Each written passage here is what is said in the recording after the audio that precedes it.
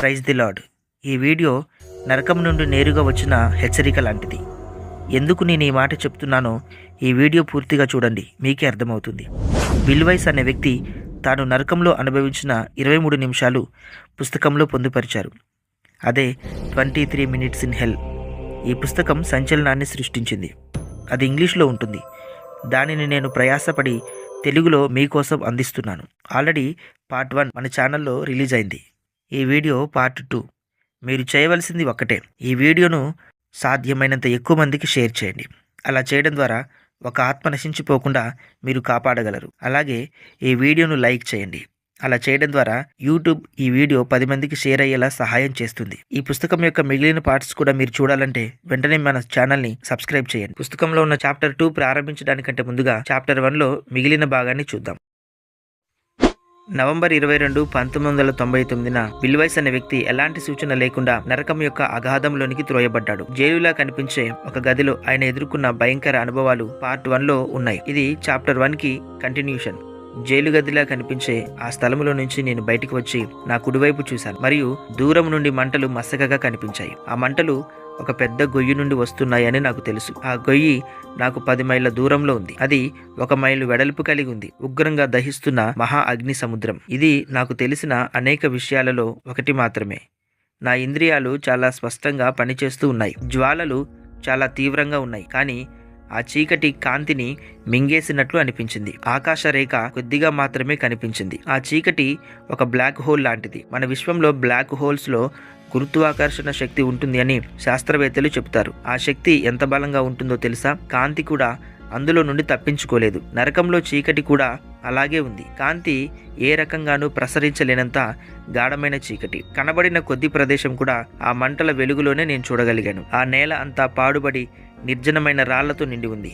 అక్కడ పచ్చదనం అనేది లేదు, జీవం అనేది లేదు, గడ్డి పరక కూడా లేదు. పూర్తిగా పాడైపోయినటువంటి బీడు భూమి, శూన్య ప్రదేశం. యెహెజ్కేలు 26:20 వచనంలో పాతాళంలో పాడైన స్థలం కోసం వ్రాయబడి ఉంది. భూమిపై ఎడారుల్లో కూడా, కఠినమైన వాతావరణంలో కూడా అలవాటు పడిన ప్రాణులు ఉంటాయి. వాటికి సహజమైన అందం కూడా ఉంటుంది. కానీ నేను చూసిన ప్రదేశం ఎడారిలా కాదు, పూర్తిగా ఎండిపోయి బంజర భూమిలా ఉంది. నాకు కలిగిన అత్యంత బాధాకరమైన ఆలోచనలలో ఒకటి, నేను నా భార్యను ఎప్పటికీ చేరుకోలేనని గ్రహించాను. ఈ ప్రదేశంలో నా ఉనికి గురించి ఆమెకు అస్సలు తెలియదు. నేను ఆమెను మళ్ళీ ఎప్పటికీ చూడను. నా స్థితిని, నా శాశ్వత నాశనాన్ని ఆమెకు నేను చెప్పలేను. నేను నా భార్య చాలా సన్నిహితంగా ఉండేవారం.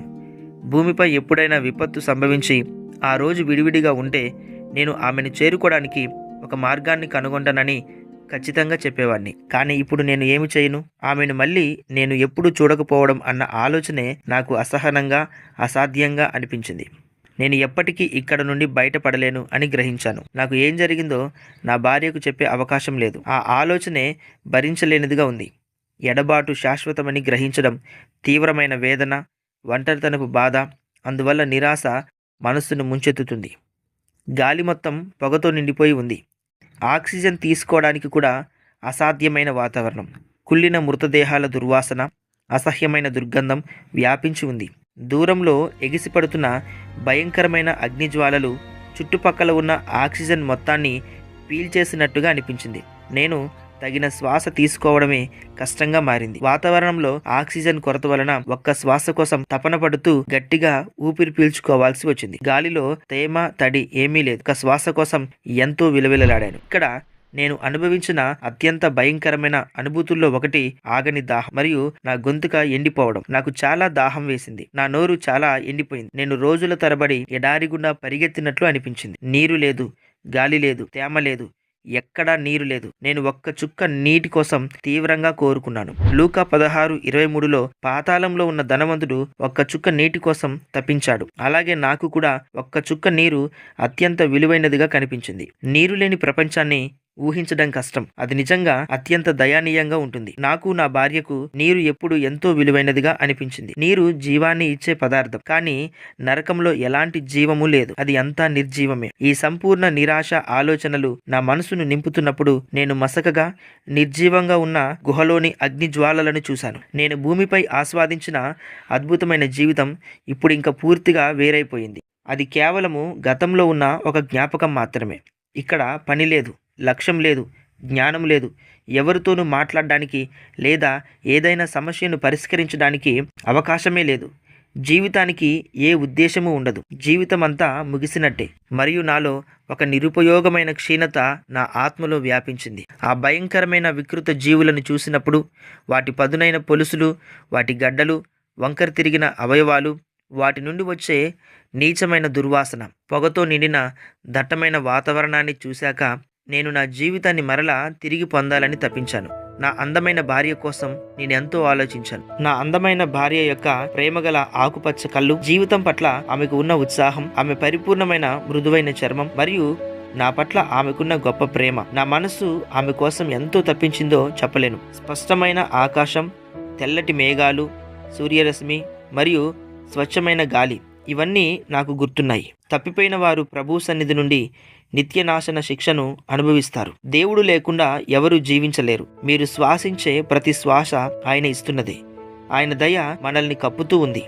ఆయన మంచివారి మీదను చెడ్డవారి మీదను తన సూర్యుని ఉదయింపజేస్తూ ఉన్నాడు. అందరి మీద సమృద్ధిగా వర్షమును కురిపిస్తూ ఉన్నాడు. వేసవి సాయంత్రపు ఆనందాన్ని, శీతాకాలపు చల్లదనాన్ని ఆయన ఇస్తూ ఉన్నాడు. రుచి కలిగిన ఆహారాన్ని, పండ్ల రసాన్ని ఆస్వాదించే ఆనందాన్ని ఆయన ప్రసాదిస్తూ ఉన్నాడు. మీరు ప్రేమ అనే పరమానందాన్ని అనుభవించి ఉండవచ్చు. ఇవన్నీ దేవుని యొక్క బహుమతులు, ఇవన్నీ దేవుని ఆశీర్వాదాలు.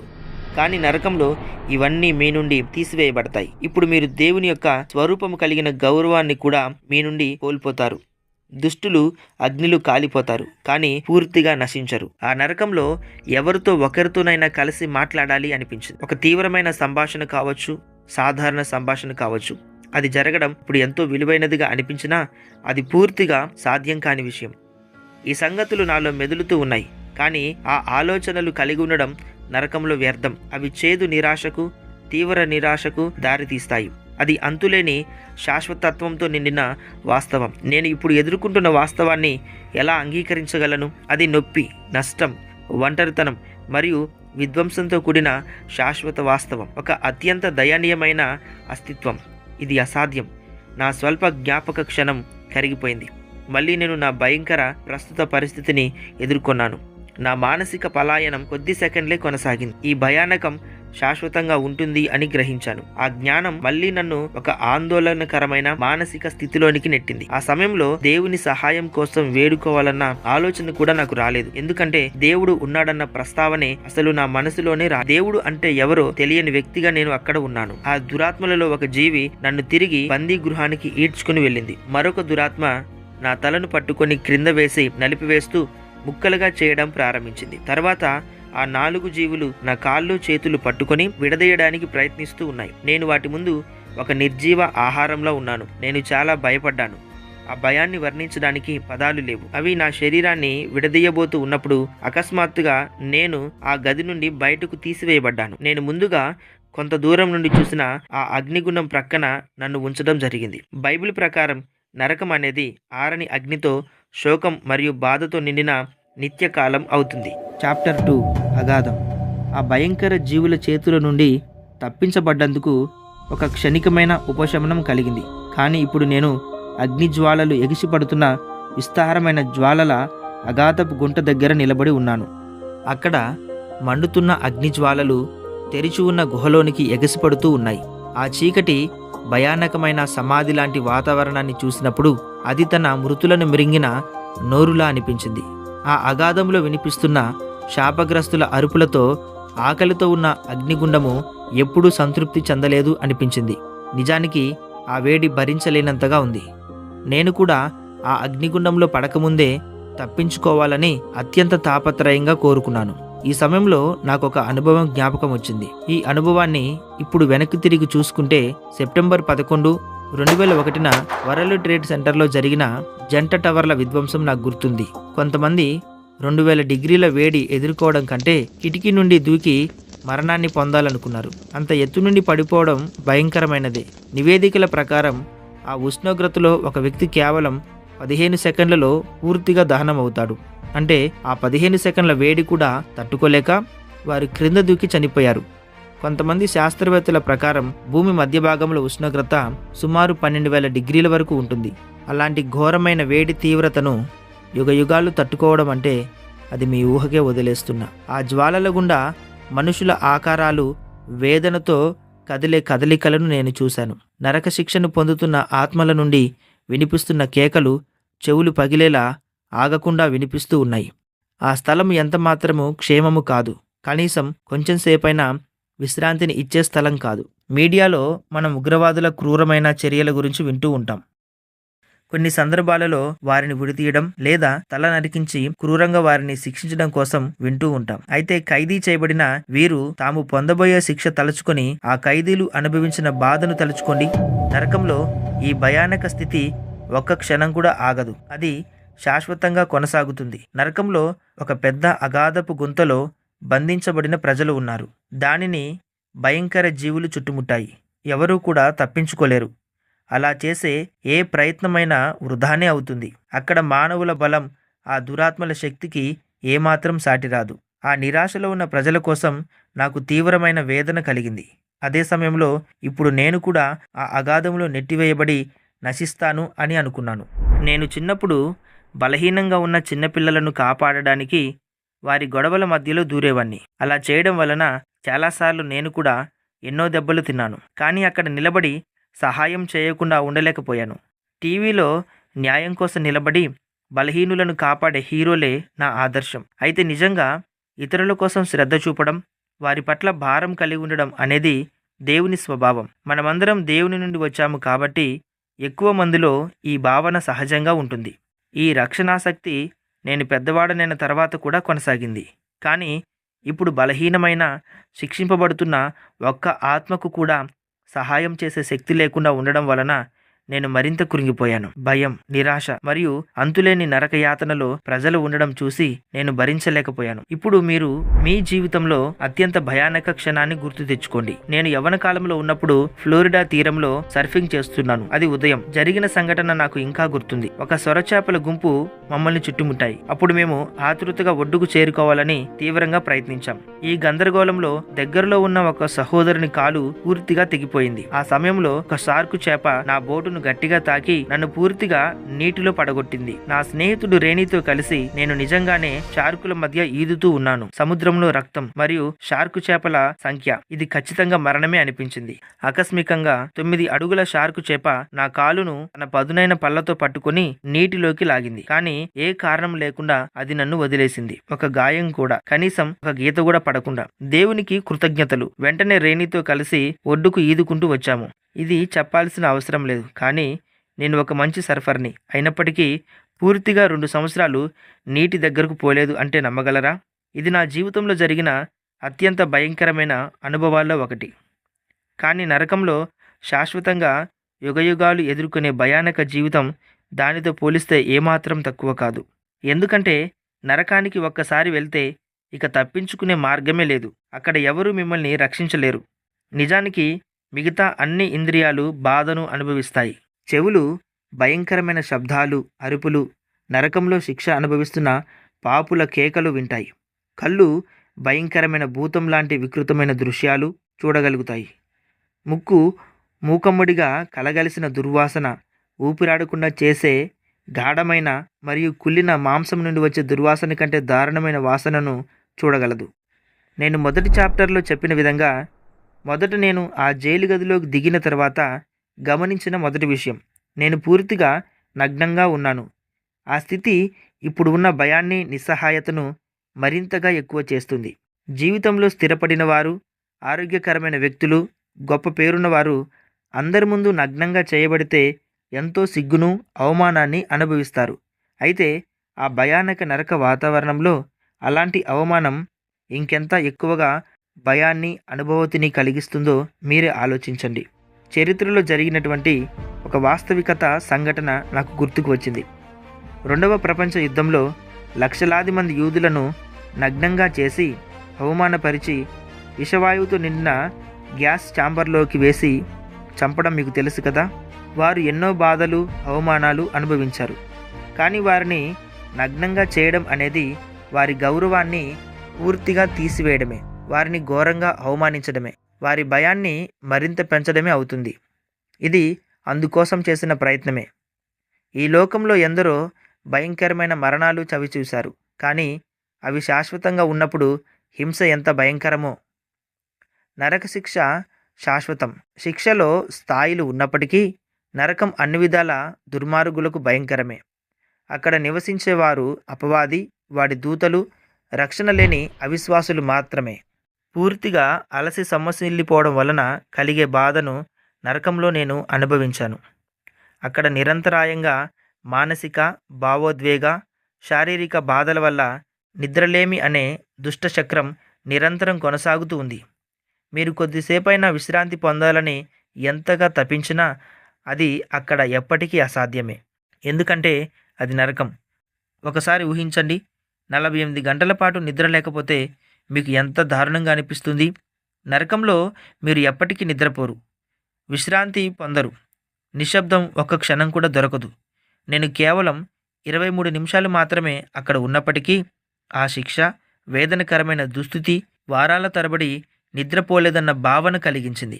కాలం గడుస్తున్న కొద్దీ అది మరింత దారుణమవుతుంది. అక్కడ ఎప్పటికీ మనసుకు శాంతి ఉండదు. శిక్షల వలన, అరుపుల ధ్వని వలన, భయం వలన, తీవ్రమైన దాహం వలన, శ్వాస ఆడకపోవడం వలన ఎప్పటికీ విశ్రాంతి లేదు. నిద్ర అనేది కరువవడం, దుర్వాసన, భరించలేని వేడి, నిరాశ మరియు మనుషుల నుండి పూర్తిగా వేరుపరచడం వలన ఇవన్నీ అక్కడ భరించలేని బాధను ఇంకా పెంచుతాయి. నాకు ఒక్క మనిషితోనైనా మాట్లాడాలి అని తపన కలిగింది. కానీ ఆ అవకాశం ఎప్పటికీ లేదని నాకు తెలుసు. అక్కడ ఏ రకమైన సాంగత్యం, సంభాషణ, మానవ సంబంధం అనేది అస్సలు ఉండదు. మన జీవితంలో మానవ సంబంధాలు అనేవి ఎంత విలువైనవో మనం మర్చిపోతూ ఉంటాం. ఒక మనిషి తన మరణ సమయం దగ్గర పడుతూ ఉన్నప్పుడు తన చుట్టూ ఖరీదైన వస్తువులు కాదు కానీ తనను నిజంగా ప్రేమించి తన గురించి శ్రద్ధ చూపించే మనుషులు ఉండాలని కోరుకుంటాడు. అయితే నరకంలో మీరు ప్రేమించే వ్యక్తిని మళ్ళీ ఎప్పటికీ కలవలేరన్న వాస్తవం అంగీకరించడం అత్యంత కష్టమైన విషయం. మనిషిలో సహజంగా ఉండే ఆత్మీయత, మాట్లాడాలి అనే తపన, ప్రశ్నలు అడగాలి అనే కోరిక, లేదా తన బాధలో పాలు పంచుకునే వ్యక్తితో సంబంధం కలిగి ఉండాలి అనే ఆకాంక్ష నరకంలో ఎప్పటికీ తీరదు. దానికి బదులుగా మీరు ఎదుర్కొనేది భయంకరమైన రాక్షస మృగాలే. మీరు ఎవరో, ఎంత ప్రసిద్ధిగాంచిన వారో, ఎంత ప్రభావం గలవారో, లేదా పేరు ప్రఖ్యాతులు లేని వ్యక్తో, అది ఏమాత్రం ముఖ్యం కాదు. అక్కడ మీరు నిజంగానే ఒంటరిగా ఉంటారు మరియు మీ చుట్టూ ఉండేది రాత్రింబగళ్ళు వేదనతో కేకలు వేస్తున్న ఆత్మలతో నిండి ఉన్న అగాధమే. అవును, ఆ విస్తారమైన అగ్నిగుండంలో కొన్ని చోట్ల ప్రజలు గుంపులు గుంపులుగా వేయబడతారు. వారు కలిసి ఉన్నారని అనిపించినా వారందరూ ఒకే రకమైన శిక్షను అనుభవిస్తున్నందుకే అలా ఉన్నారు. కానీ ప్రతి వ్యక్తి తీవ్రమైన వేదనలో ఒంటరిగా ఉంటాడు మరియు అతనిపై అగ్నిగంధకపు వర్షము కురుస్తున్నప్పుడు భయంతో అరుస్తాడు. అది అతనికి తీరని ఒంటరితనమే అవుతుంది. పశువులను వధశాలలోనికి త్రోసినట్టుగా వారు ఉంటారు. అటువంటి తీవ్రమైన వేదనలో ఉన్న ఆత్మకు సంభాషణకు అవకాశం ఉండదు కదా. అదనంగా అక్కడ ఉన్న ప్రతి ఒక్కరూ మానసిక స్థిరత్వం కోల్పోయి పిచ్చివాళ్ళు అవడానికి చివరి దశలో ఉన్నట్లు నేను గమనించాను. అయితే వారు పూర్తిగా పిచ్చివాళ్ళు అవుతారని నేను నమ్మను. ఎందుకంటే వారు పిచ్చివారు అవడం అంటే ఒక రకంగా తప్పించుకునే మార్గం దొరికినట్లే. కానీ అది అలా జరగదు. వేరువేరు స్థాయిలలో హింసలు, వివిధ స్థాయిలలో శిక్షలు ఉంటాయని నాకు తెలుసు. అన్ని ప్రాంతాలు భయంకరంగా ఉన్నాయి. ఉపశమనం లేదా ఓదార్పుకు చోటు లేదు. చాలా స్థానాలు చాలా దారుణంగా ఉన్నాయని కూడా తెలుసు. అయితే నరకంలో ఏ ప్రాంతమైనా, శిక్షావిధి కలిగే ఏ స్థలమైనా, యాతన కలిగించే ఏ స్థలమైనా మన మనసు ఊహించగలిగిన దానికంటే అత్యంత ఘోరంగా ఉండబోతుంది. స్నేహితులారా, ఇప్పుడు మీరు చూసిన ఈ 23 నిమిషాల అనుభవం నరకం ఎంత భయంకరమో చూపించింది. కానీ దేవుడు ప్రణాళిక మనం నరకానికి వెళ్ళడానికి కాదు, మనల్ని రక్షించడానికే తన కుమారుడైన యేసుక్రీస్తుని ఈ లోకానికి పంపించాడు. మీరు ఒక్క మాట గుర్తుంచుకోవాలని కోరుకుంటూ ఉన్నాను. యేసు లేకుండా మనకు రక్షణ లేదు. ఈరోజే ఆయనను స్వీకరించండి, ఎందుకంటే రేపు ఆలస్యం అయిపోవచ్చు. తెలుగు ప్రజలకు ఇలాంటి సాక్ష్యాలను అందిస్తున్న మన జేసీ గాడ్స్ కింగ్డమ్ ఛానల్ను సబ్స్క్రైబ్ చేసుకోండి.